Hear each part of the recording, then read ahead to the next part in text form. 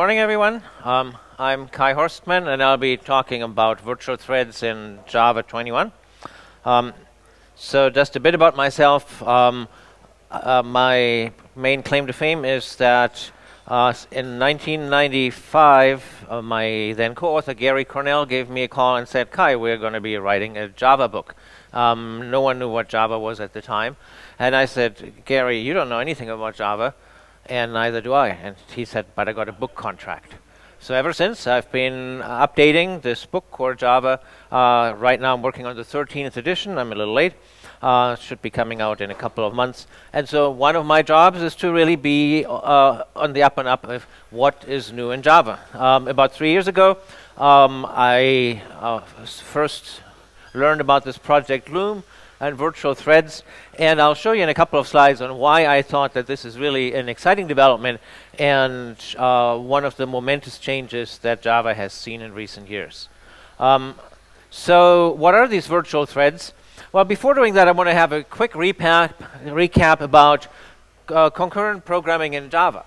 If you think about it, in 1995, when Java first saw this, the light of day, Java was somewhat revolutionary in that it was really the first mainstream language that right in its design, not just as an add-on library, but right in its design, attempted to bake in concurrent programming concepts. You had the synchronized keyword that was supposed to make what was called monitors at the time so easy that any programmer could easily, safely write concurrent programs. We now know that that was, of course, not true. In Java 5, there was a big effort to correct that with Java util concurrent that was supposed to make it so that every application programmer could easily and safely write concurrent programs. We now know that that was not true. In Java 8, there were two improvements. One to open up for the Java util concurrent for an asynchronous API with completable futures, and then, of course, parallel streams. You may remember, if you were of a certain age, that Brian Götz at the time introduced streams and said the real benefit of streams is that you can easily parallelize one. You just put .parallel, and then any blue-collar programmer can reap the benefits of concurrent programming, keep all those cores busy without having to know what they were doing. We now know that that was not true. In Java 21, we now have virtual threads that again promise us a revolution in concurrent programming. So let's try to understand what those virtual threads are about. So the idea of a virtual thread is that there are many threads that don't really do a lot. If you look at your typical business application, or the kind of thing that Adam builds for corporations, you've heard him talk about they don't actually work all that hard, which is what corporate life is all about. And so they sit there and wait for the database, and they sit there and wait for some service, and they seem to be blocking a lot. So there does seem to be room on a thread to run more than one task. And so that's what these virtual threads do. The tasks run in, at one point it was called a fiber because a thread is made of many fibers, and that's where the name Project Loom came from. But fibers were used elsewhere in slightly different ways, and then they had the bright idea of calling them virtual threads. So these virtual threads, they run on a regular old operating system thread, the ones that we know and love. And whenever one of them blocks, then the Java runtime will unmount it and mount a different virtual thread to run on the so-called carrier thread. So the carrier thread will run one virtual thread at a time. Then when that one blocks, then it gets kicked out, and another virtual thread will run in its place. So that's the mechanism. And so the entire idea of this is we used to be very afraid of blocking, because when you block a regular platform thread, it's a finite resource. On a typical, like on my laptop here, I can easily run 15, 20,000 platform threads, and above that, it conks out pretty quickly. If you have like a fractional VM in the cloud, you can run much less than that. So Platform threads are a finite resource, and when you block on a platform thread, that platform thread, an expensive resource, is just sitting there doing nothing, and so you don't want to do that. But with virtual threads, you should not think like that. With virtual threads, blocking is your friend. When the virtual thread blocks, it gives an opportunity to kick it out and run another virtual thread in its stead. So blocking now, out of a sudden, becomes cheap, and it changes our programming model. Why is it called a virtual thread, by the way? When I first heard virtual thread, I was really confused by this. And so then they explained to me virtual thread is kind of like virtual memory. Actual memory is a very limited resource, but virtual memory makes it appear abundant. And so it's the same thing with virtual threads. The actual threads are limited. Virtual threads, you can have a very large number of them. My mistake was, and I should not be telling you because now I'm going to prime your mind the same way that mine was, that I thought it was something like virtual function, and it has nothing to do with that. Naming's hard. Some of you may remember, probably none of you remembers, but that in Java 1.0 we already had the same thing. They had so-called green threads. They did not use platform threads, and so all the so-called green threads ran on a single platform thread. But what if one of those green threads blocked? Then everything blocked, and it was just bad. So we didn't have the mechanism at the time of using the blocking as an opportunity to run other virtual threads. It just blocked the whole thing. So right now, you are going to be looking at your favorite framework, whatever it may be, Spring Boot, Quarkus, Heligon, Micronaut, and so on. And they all are beginning to support virtual threads. And you may ask, now should I start turning this on or whatever? What's the benefit? And that's what I'm going to be talking about. So virtual threads are available in Java 21, which is out right now. So whatever it is that you're seeing on these slides, you can use right now. There are a couple of features that you can use right now, but they're in previews. And I'll point that out as we go there, that you might not want to use in production yet, and I'll tell you what you should do instead. So now the first question is why? So why did they come up with this new model? So when the first set of talks that I saw 2-3 years ago, someone would run their laptop and they would show you that you can run 1 million virtual threads that all sleep. So if your business is to run 1 million threads that all sleep, then that has now solved the problem that you have. The rest of us, we say, so what, right? No one wants to just run these things. Can it run anything faster? There's nothing that virtual threads can do to speed up the raw performance of a thread. They just still run in a regular platform thread. They can't run the bytecodes twice as fast or anything. They do not do that. They simply, all they can do is they can increase throughput because they can reduce blocking. If you have 10,000 platform threads that all block, then nothing else can happen because you don't have 10,001 maybe. And in that situation, the virtual threads can do something. But that's not really, beyond that, they can't do miracles. So don't expect miracles. The first advantage that you get with virtual threads is that they unify your mental model of tasks, your program wants to achieve tasks, with the mechanism of the language to execute the tasks, namely threads. So for a long time, that was actually the case in Java, that you would say, well, I run my task on a thread. And then as we realized that we want to run more than a few thousand concurrent tasks, then this broke down because the threads were married to platform threads ever since Java 1.2. Platform threads are a finite resource, and what if you want to have more tasks? Then you would get into things like a thread pool. A thread pool is not actually a very nice thing, right? It's there to solve a nasty problem that you have more tasks than there are threads available for it, and then you have to do that pooling mechanism. With virtual threads, that's not necessary. You can simply say that every task corresponds to one virtual thread. So it simplifies and really greatly simplifies your mental model. But the most important thing is what's here on this slide here. We were kind of brainwashed for a few years to say that we should embrace the async programming style.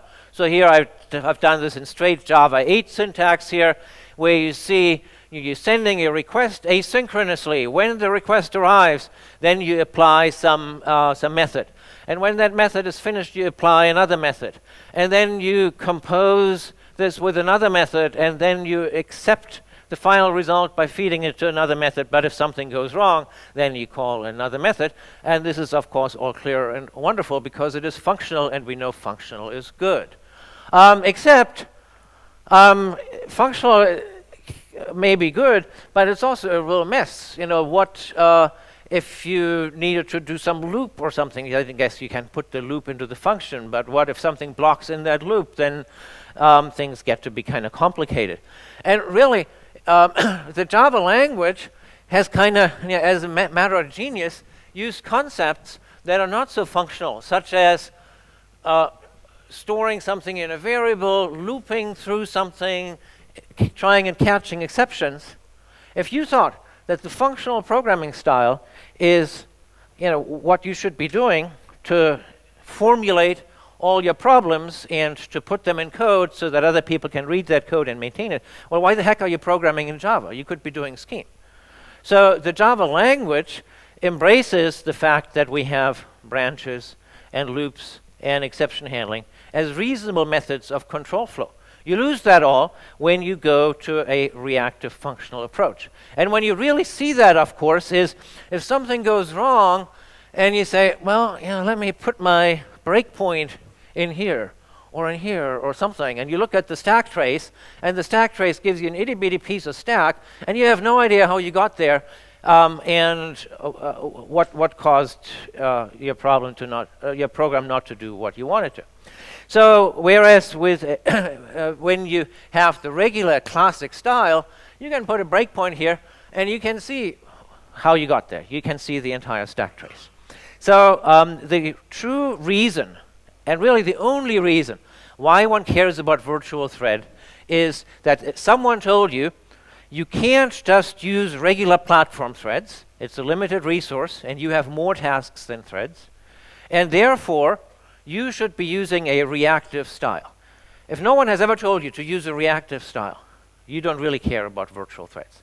But if someone said, you might be needing to look into this, and it's actually all for your own good, that's always when you know that they're trying to sell you something, then you want to really pay attention to virtual threads because they enable you to program the way that you always wanted to.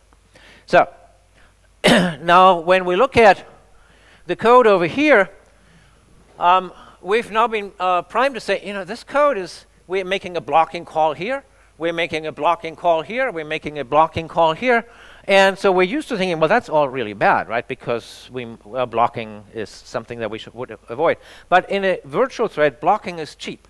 Blocking is an opportunity and not a threat. It's an opportunity for the scheduler to park this thread and to run something else in its stead. So now, of course, that means we now finally have the solution to all concurrent programming tasks, right? So now concurrent programming is easy again. Well, of course not. So there's more than one reason for concurrent programming. So a classic reason for concurrent programming that probably none of you really care about these days anymore is, if you actually did some UI programming, like maybe on Android or so, would you use virtual threads? No, because in a UI program, there is a single user interface thread to serialize the operations on the user interface, and the virtual threads will help you absolutely nothing there. So you will still continue to be using your async task or swing worker or whatever your framework of choice gives you. What about if you have computationally intensive tasks? You are breaking codes or generating Bitcoin or whatever computationally expensive tasks you might be having. Well, there is nothing that virtual threads will help you, because a virtual thread is only good when it blocks a lot. If the virtual thread is never blocking, it never gets unmounted. And so then there is no benefit for using the virtual thread. Just use regular old platform threads. So if right now you find in your code that you're using the fork join framework, or that you're using parallel streams, does any of you do this? No, I didn't think so. Oh, yeah, that's one person. That's one person, yes. So you will not find that virtual threads will help you in those situations.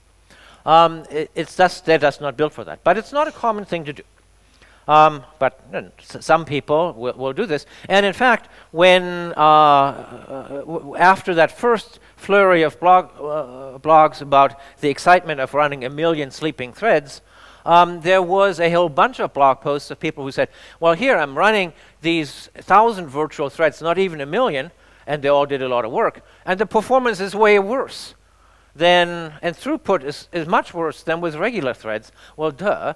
I mean, that's not what virtual threads were made for. Virtual threads have one and only one sweet spot, and that is many more. Okay, you need 2 ingredients. One is you need to have more tasks than OS threads. If you have 7 tasks, then don't use virtual threads. Platform threads, 7 platform threads are not a problem. If you have 1,000 tasks, you have 1,000 platform threads. So it's more if you have 1 million incoming requests, which you may well have in a web application, then virtual threads get to be pretty interesting because you do not have 1 million OS threads. So you need to have many more tasks than OS threads, and those tasks need to mostly block, as in a business application they generally do. Right? They wait for the database or for some other service. So if you have those 2 ingredients, then that is the sweet spot for our virtual threads. And then they are super effective because then they will absolutely increase throughput over using platform threads. Now, again, you could go reactive, but the other thing is without being reactive. Now, I put one other caveat here. The blocking should happen on socket I/O, and I'll come back to that in a minute, why that is important. So there are other reasons that threads might block, and then the virtual threads today still have some issues. So another advantage or disadvantage of virtual threads is that you don't actually have to change your program because they use the same API that we have loved since Java 1.0. Now, when I first saw that, I said, really? This was the one chance to get rid of what must be one of the craftier APIs ever designed by man. But nope, we are getting the same API. There were some efforts of having a nicer, cleaner, shinier API for virtual threads or fibers, and they were generally not really much liked. So one still needs to use interrupt for cancellation. And to be cancelable, a virtual thread, just like any other threads, then must somehow be cancelable, must be interruptible. That means it should really be calling a blocking method once in a while. Now, here's news for you. That is what virtual threads are there for, right? For tasks that block a lot. So normally that means you don't have to worry about anything. If you have a thread that never calls a blocking method, that just keeps on trunching wrong, it is a really poor candidate for a virtual thread, and so you shouldn't be using that in the first place. But if it's a good candidate for a virtual thread, then it'll call a blocking method, and so the cancellation through interruption is just fine. Yeah. So there's no priority. They all have the same priority. There's no thread groups that no one's using anyway. They're all daemon threads. And so there's a couple of other minor changes that, in the interest of time, I will not even go through, that they messed with the API. But it's basically the same API. Oh, and I don't think anyone's doing this today, but if you're actually trying to use stop to stop a thread, you can't do that anymore in Java 21. It throws an unsupported operation exception. And it has been deprecated for ages. So for removal, so you shouldn't be doing that. You'll see demo programs where they show you how to create a virtual thread, and I'm not really going to do that because you can create one like by calling this factory method. There's a builder API that you shouldn't be using either, because what you should be using is just like in Java 5, if you make your own threads. And I realize many of you won't even make your own threads, and I'll get to that in a minute. But if you do make your own threads, just use an executor service like you've always done. And so there's now a handy executor's new virtual thread per task executor. And then with an executor service, if you remember, you have a runnable, and you call here submit to submit it, and it just runs. Or if you have a callable, something that gives you a result, you call submit, and you get a future, and then when you can analyze the future. So that API has been unchanged. The only difference is instead of using a thread pool, you give it this executor that does not do any pooling, that simply gives you a new virtual thread per task. You can customize this thing with a thread factory. There's not much of a reason to do that except maybe for marking the names of your threads. So here's something that was added in Java 19, that these executors are now auto-closable. So if I put it into a try with resources, I can now call submit, and I call submit, and I get these futures. And now it's a little different than what you might have done before. Now I will simply, in a virtual thread, I call get on the first future, which is a blocking call. I call get on the second future, which is a blocking call, which blocks my virtual thread. It's fine. And then I will now have the results in my hands. I'll combine them with whatever your business logic is. Right? This is a typical business logic kind of thing. Get some information from the database. Get some information from somewhere. Now you need to make a decision based on those two results, and then you get a combined result out of that. So this is what you can do with the API today, and it's asynchronous. You know, these things will do their things. Eventually you get the answer and you compute the result. Then you can return the result to whatever, if it's a web application, as the result of your JAX-RS call. Again, we don't worry about the fact that get blocks because it's cheap. Oh, and finally, what about the try with resources thing? What happens here is, what if somehow one of these calls here through an exception, then let's say this one here, if one of them throws an exception, it doesn't matter which one, then by having the implicit call to close, then it'll automatically try to terminate the other call by interrupting it, and so that way that the other one doesn't waste any time. And of course, you don't get a result. You'll have to, you might want to then report something, and you just use regular old Java exception handling for that.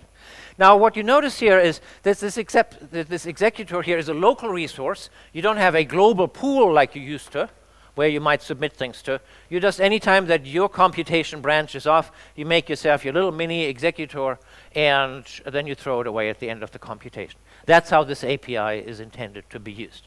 In fact, I've often used the Java 5 API in this way. There's never been anything wrong with it, except you didn't have close at the time. You had to call await termination. But this is now what you can do. And you can do this today. So if you have, like in a web application, you need to get two results from two different sources, you can just simply copy and paste this template and do it like that. And there's also, which not everyone has been using all this time, if you really needed to have like a whole sequence of tasks, there's in the existing API, there's an invoke all that gives you all the combined results, or an invoke any that gives you the first one that arrives, like for a search, and cancels all the others. Those have always been around there, and they're more attractive to use now with virtual threads because blocking is cheap than they were before, when there were more kind of specialized things. Now, this, like I said, this is the API you can be using today.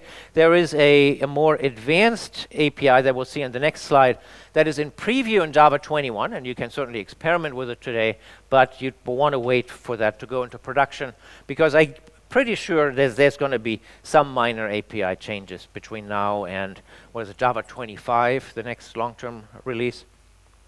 And so that new thing is called structured concurrency. So let me back up a little bit about where the structured concurrency concept comes from. There was this guy, Nathaniel Smith, who wrote an influential blog. I'm linking here on the slides. So if you go to my slides, I give you the URL at the beginning of the talk, and I'll put it back up at the end. You can click on this and read this engaging blog article. So Smith said, threads are kind of weird. If you start a thread, it trundles off and does its own thing. Doesn't matter whether it's a Go routine or if it's a thread in Java. It does its thing, and it's like a goto in a 1950s style programming language. It just goes away, and you have really no great idea of structure. So in the 1960s, people realized that goto wasn't the thing. I mean, I know none of you were born then, but I do remember this, that there was this big structured programming revolution. We should no longer use gotos, but instead one should use exotic new constructs, such as if, and loops, and while statements, and function calls, and things like that. And so, of course, we all did, and the programs become more structured. And so Smith says, you should really be doing the same thing with concurrent programming. Why do you do concurrent programming? Most of the time it is because you want to do multiple things in parallel, and then you want to harvest all the results and combine them in some way. So the normal pattern should be that you do your things in parallel, and then you come back to a common point, and then you keep on going. This thread thing, where you fire off a thread here, and one here, and one here, is kind of weird. And so the normal thing should be that one comes back to that common point. It greatly helps with reasoning about your code. You can deallocate resources at this point. Whereas, if they all flew off in their own direction, your resource deallocation then gets to be pretty complicated. That's when people come up with phasers and things like that, and which is not supernatural. Also, cancellation. If something goes wrong with one of these subtasks, what do you want to do with the others? Should they should they go on anyway in the hope that one of them does something useful, or do you actually need all of them, in which case the others should be canceled? So it's these kinds of things that the so-called structured task scopes should address, that are coming in Java 21 as a preview API, and like I said, are likely going to be refined by Java 25. Now this is the one point where people will look at the photo and say, what the heck? Many years ago, I was asked by a conference organizer that I should please put an image on every single slide. That's what the audience expects. I have a heck of a time finding an image for structured task scopes. When you Google for structured tasks, you get instructions for kindergarten teachers. And so apparently that whatever it is that the kindergarten kids do to the right is a structured task. All right.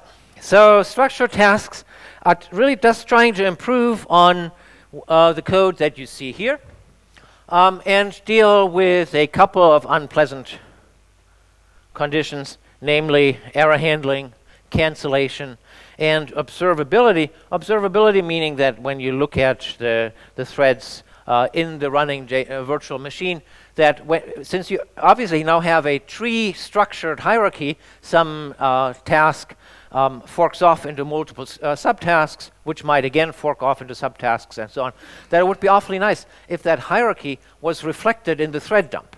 Right now, when you look at the thread dump, you see a linear set of threads. You don't really know what the relationship between those threads is, but with structured tasks, that is actually nicely captured. So here's just an example of the API. The details might change. And so it pretty much looks like what you've seen with the executor service. It says that now you need a thing that's called a structured task scope. Instead of calling submit, you call fork, which is good because it's 2 letters less. And what you get back is not a future, because the future API has some weirdness. It's some other object, but most of the time you don't really need to know anything about it. All you need to know is that it has a get method, and that is actually a supplier. A supplier is a functional interface from Java 8 that has a get method. And so this is kind of the normal way that you need this. And you call get. This get here is not a blocking call, so I'll need to explain what this line here means.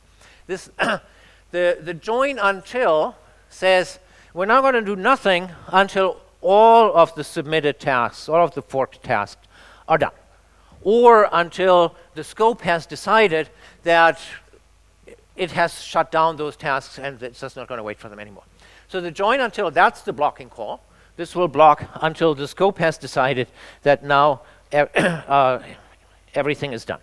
After join until, you can call get right away. Like I said, it's not blocking, and you get the results. So the difference is pretty invisible from the last one. The two real differences: number one, cancellation. It is again guaranteed that because of the policy of shutdown on failure, if any one of those tasks fails, the other ones will be shut down. We'll see another policy in a minute. And the second thing is there's now a convenience method that says if that failure happened, then we can throw an exception out that describes the failure. Yeah, those are really the two differences. So, yeah, we talked about this. There's a second policy called shutdown on success, which sounds kind of pessimistic. But what that really means is as soon as the first one is successful, then the other ones are no longer necessary, and they will be shut down. So that's the equivalent of invoke any that you would be using for like a parallel search. All right. Now, right now, you're seeing a whole bunch of things in the blogosphere where this is being explained. And so where you learn there's shutdown on failure, which is invoke all. There's shutdown on success, which is invoke any. And you can make any custom policy that you like. And so I'm not going to give you the recipe for a policy, but just go through the these steps here really quickly. If you ever wanted to do this, because now I'm telling you that you don't. So it seems like there is now an ample scope, no pun intended, for more of these policies. And there is actually one example in the Java docs called a collecting scope. That's the same thing as shutdown on failure, except it collects more answers in some. It gives you a stream of results instead of you having to call get, which might be a minor convenience. So that might be a good idea for a policy, something that is generally useful behavior. I've just talked to someone who wrote a blog and kind of directed him to fixing it, where he would then have a policy that gives you the best result. You pass in a comparator, and it just gives you the best result back. Minor convenience. But what you should not be doing, and I'm saying that because I'm seeing a lot of people who are putting that right now in their blogs, do not use these custom scopes for business logic. So if you see someone who has like a quotation scope or a combined weather info task scope or something, that's not what it was intended for. So you're probably not going to have to really mess with these custom scopes. They're simply a replacement for the executor service that gives you more consistent error handling and an easier way of doing cancellation policy. So you could, in fact, be just saying, that's a great thing to do when we switch over to Java 25, but in the meantime, we will absolutely use virtual threads, and we will just use the Java 5 API. You'll be fine. You have a way forward that's even better, but it's fine. So, a couple of common misconceptions and mistakes to loosen things up. Yeah, so I do get these opinions that virtual threads, they must be more efficient somehow. And I don't have the mental image for it. What would it mean that it can, like I said, execute the bytecodes twice as fast or something? A virtual thread runs on a regular thread. Whatever happens as it runs is going to be exactly the same as it's been doing for 29 years. So there is no inherent speed up. So they just run on regular threads. So I see people who say, well, virtual threads are newer, therefore they must be better. So I should be taking all my platform threads and replacing them with virtual threads. Well, no, right? Because what if you have a platform thread that is not mostly blocking? What if you have a platform thread that does honest, serious work mostly? Then that would be a disadvantage. You should only replace threads with virtual threads that mostly block. So it is a good idea, though, to look at your program and say, well, why am I pooling? If you have a situation where you have what you consider a task, and you're running it on not a thread, but you on a thread pool, then that probably means that's a good candidate for a virtual thread. Now, on the contrary, how many carrier threads are there? Well, by default, there are as many carrier threads as there are cores on your machine, because that's the optimum number, right? That's what your machine can do. If it did nothing else but run your Java program, it doesn't actually do that, but if it did, then that would be like the absolute optimum. And so like on this machine here, I have 16 carrier threads. And so I've had people who said, my God, so now I have a bunch of virtual threads, and I'll throw them so that they get executed by those carrier threads. But then also have this other thread, the 17th one, and I can't make it a virtual thread. So should I now go and like tinker with the size of the carrier thread pool? And so you do not have to obsess about that. So you don't have to obsess about optimizing this, because fun fact, the OS was always able to deal with 16 or 17 threads just fine until yesterday, right? It has not forgotten. So, yeah. Another thing in the opposite direction, people say, oh, now I can run 1 million concurrent threads. So I will simply run 1 million concurrent threads. And yeah, you can do that, but it does depend on what resources those 1 million concurrent threads consume. In the example that you saw in the blogs 2 years ago, they were all sleeping. They didn't consume any resources, worked fine. But if they actually hold resources, you now have 1 million times that resource need replicated. That may be okay, but that may not be. That totally depends on what your workload is, and you really have to have a hard look at that. And also, oftentimes what people now report is they say, yeah, now I'm running my little load test. I'm throwing 1 million requests at my server. It then goes out to some external service that instantly now gets 1 million hits. And with just about any demo thing that I try, that external web service will block the IP address and saying, why am I getting 1 million concurrent hits? And so you need to think about, will that external resource, will that actually tolerate that? And chances are that it won't. And now people say, well, virtual threads are bad. This used to work just fine. Well, the reason it used to work just fine is that before that you had a thread pool, and the size of the thread pool was this implicit resource management tool. And or maybe not implicit, because you see blogs where people explicitly use that to tune their app. Right? They say, no, just change this value in the Tomcat configuration until things work fine. But it was this one knob that you could turn that that throttled the number of concurrent tasks, and thereby implicitly also throttled the resources. Now you kind of have to do that resource throttling explicitly. Yeah, I'll talk about thread locals in a minute, about pooling threads. Yeah. So I have another slide on those resources thing later, so hold that thought. Yeah, so here's another thing that people do, is they say, well, pooling is good, virtual threads are good, so doing both of them should be even better. And it actually works. You can set up a thread pool, like a cached thread pool that takes virtual threads, but it is super inefficient, because the virtual thread mounting unmounting mechanism is not free. The pooling is not free. Now you have two things that kind of do the same thing. So it's like what Adam was saying, that it's not always smart to do something twice. Like it might not be such a good idea to run Kubernetes in a set of virtual machines in the cloud, right? You can do it, but yeah, there's just no point in it. So, well, but didn't I just do that? Didn't I have an executor? Well, an executor is not the same thing as a thread pool. It was until now, right? The Java 5 executors, what did you have? You have a threaded, a cached thread pool and what was the other one? A fixed thread pool, but they didn't have to be thread pools. There was just what was available at the time. You also had a couple of others, right, where you had a single thread.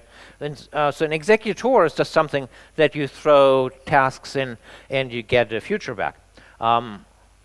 So, yeah, so how do you throttle? So you now have to ask yourself, well, why are you throttling in the first place? And so if you now have 1 million concurrent connections to a database, that kind of sounds bad, but that's why you have a database connection pool for in the first place. And so that can perfectly handle that. It doesn't care whether there's 1,000 or 1 million concurrent connections. It'll make them one after the other.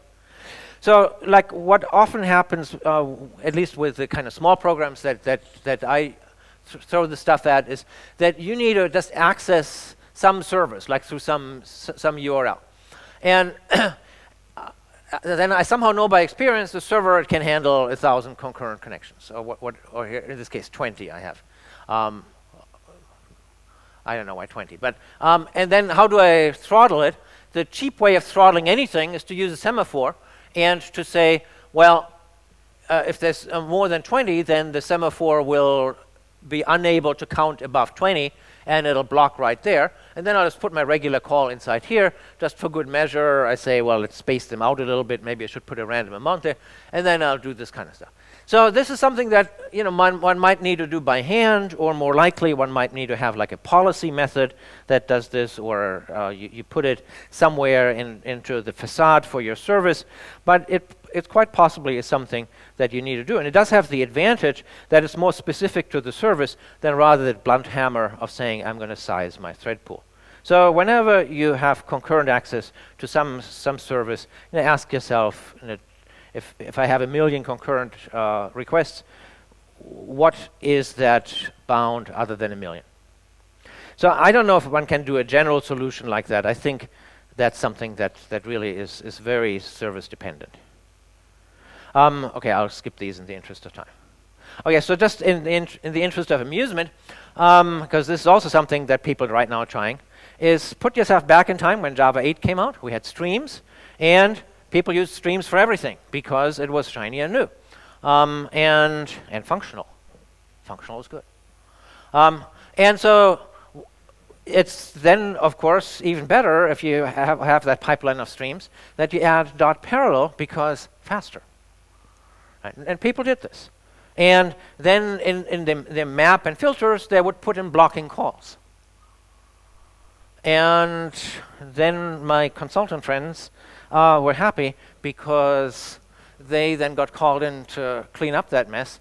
And so what happens here is that a parallel stream uses a global pool, which is different from the one that's used by virtual threads, because they're for completely different tasks.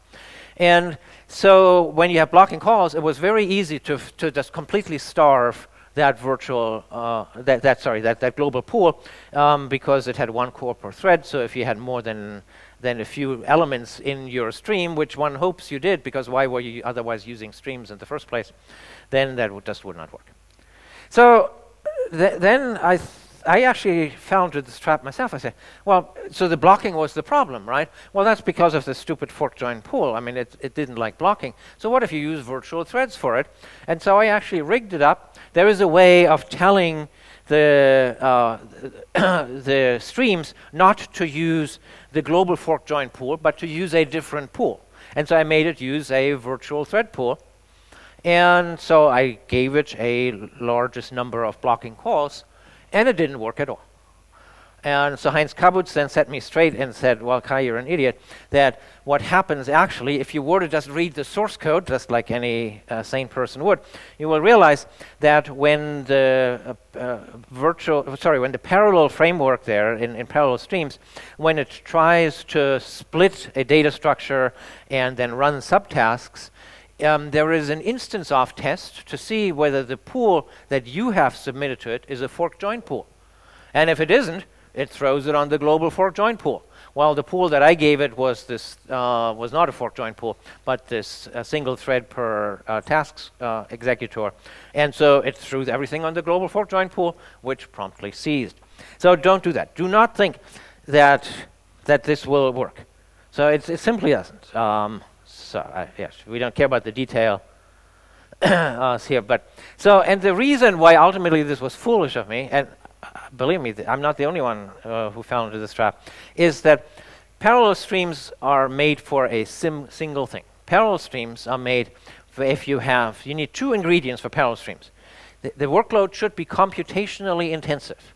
The entire mechanism with the fork join pool was made for computationally intensive tasks. And it should be working on a data structure that easily splits and splits and splits, like a big array.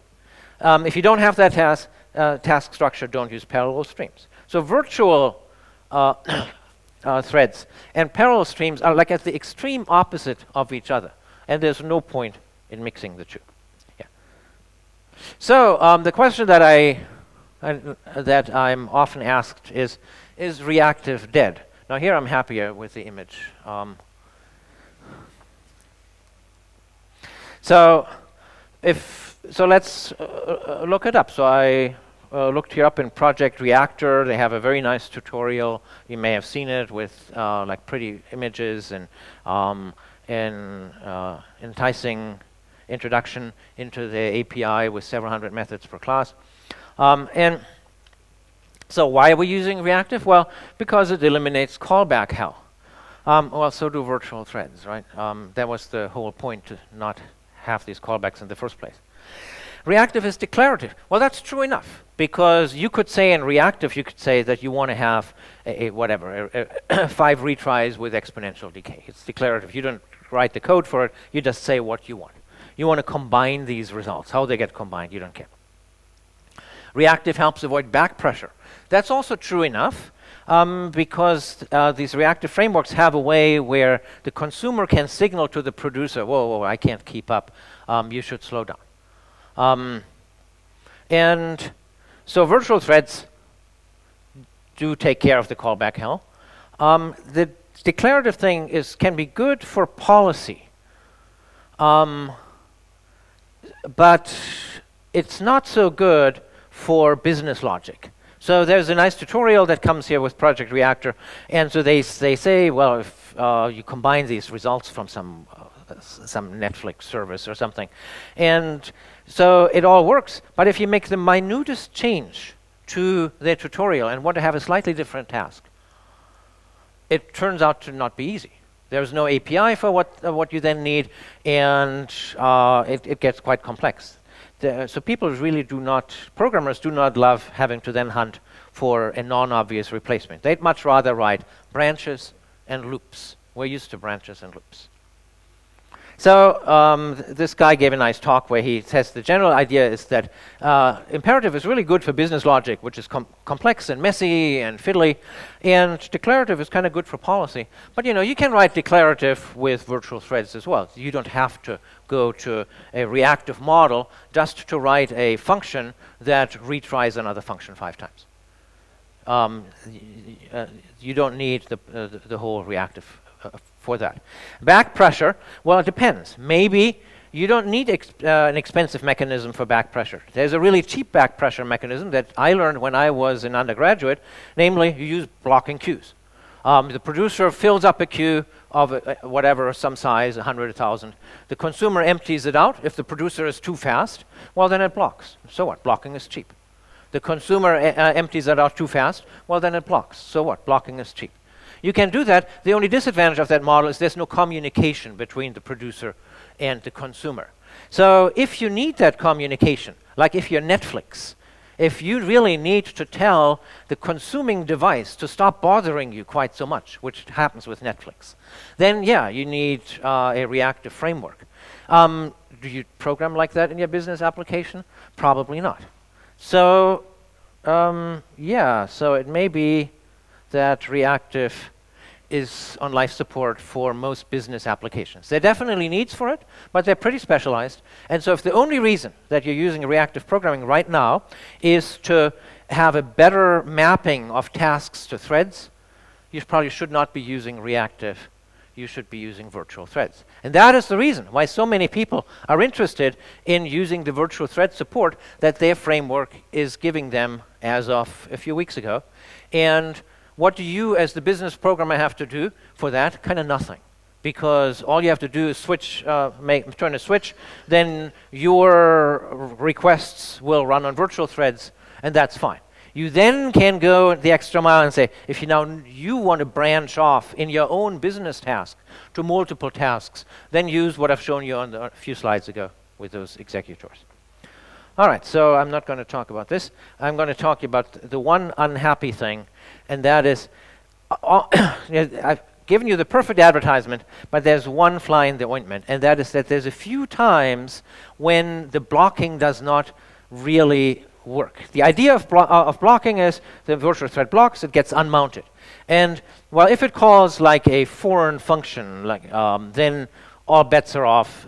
Java can't tell, and it does not unblock it. So that happens with file I/O. But I mean, how much file I/O do? You don't do a million concurrent file I/O requests. The more the hard part is that, remember good old synchronized from Java 1.0? That part has not yet been retrofitted to work with virtual threads. Anytime that there is a synchronized method, then it doesn't work. Now, have you ever written a synchronized method? Other than grad school? So some people do. And most business programmers probably don't. They just rely on the framework to do the right thing.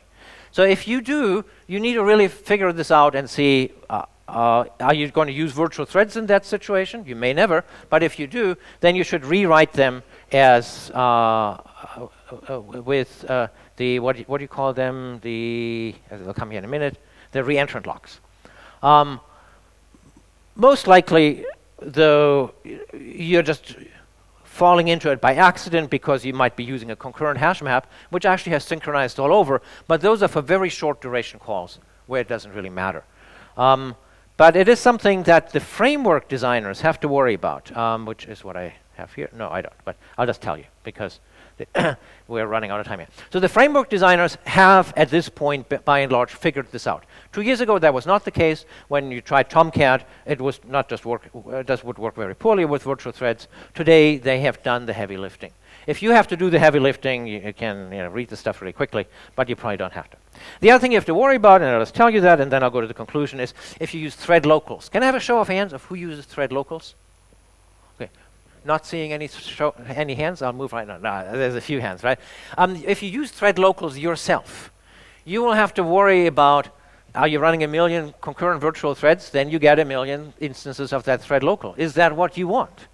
And it might not be, and so you might have to revisit your use of thread locals. If your application framework uses them, they will have already done this. So the Quarkuses of the world, they have looked at their use of thread locals and said, maybe we need some other mechanisms for this because some people will be using this with virtual threads. So it's not a super common thing, but people who have gotten into that for whatever misguided reason, they need to worry about it. There's a replacement coming up called scoped values that I'm not going to get into either. So I do want to go through the one thing. You may have seen this book. And so I want to point out that there are a few things in concurrency in practice that are still valid and that others that are no longer valid. CIP made a big deal about pooling. Forget pooling for virtual threads, for native threads, then it's still good. Don't use synchronized. You should have never used synchronized. But if you did, don't use it now. There is a bunch of things in concurrency in practice with latches and phasers and stuff. You probably don't need it. Just use structured concurrency. Yeah, beware of thread locals, which get a lot of press in there. But most of the things, of course, are not changing. You still want to prefer immutability. You still need to worry about race conditions. It's not that virtual threads are somehow magically now free of the scourge of race conditions or deadlocks. Yeah, and you never want to roll your own stuff if you can use what someone does rolls for you. They're always better at it than you ever will be. So, blocking queues are still as good as ever. Concurrent hash map, as long as you don't do foolish things in those little lambdas, are still your friends. Those are great data structures. So, to summarize, don't get distracted by millions and millions of threads. If that's your problem, then that's great, but you do have to understand what goes on with them. So if you are mining Bitcoin, you do not care about virtual threads. If you have tasks that block a lot, like typical business applications, it's nice if you can run them on virtual threads, because then if you need to branch off and do more branching computations, your life has now become much, much easier. You don't have to worry about any kind of reactive stuff. So the framework support is on this way much faster than ever thought. There are 3 wins. Number one is that you can firmly think about your tasks and not how they get mapped on these threads. The second win is structured concurrency, that you're really now encouraged to the branching and coming back together that is now effective and efficient. And the big, big win is that you can just keep on programming with loops, functions, and try-catch the way that Java was intended to be used. Yeah. So you do need to worry about throttling. There is a bit of worry about pinning and thread locals. And again, don't go overboard and make all your threads virtual. So the overall verdict is, unlike many thread promises, this one really does work pretty well for its intended purpose. It is, of course, not a silver bullet, but in the world of concurrency, nothing is. So, thank you. Any questions?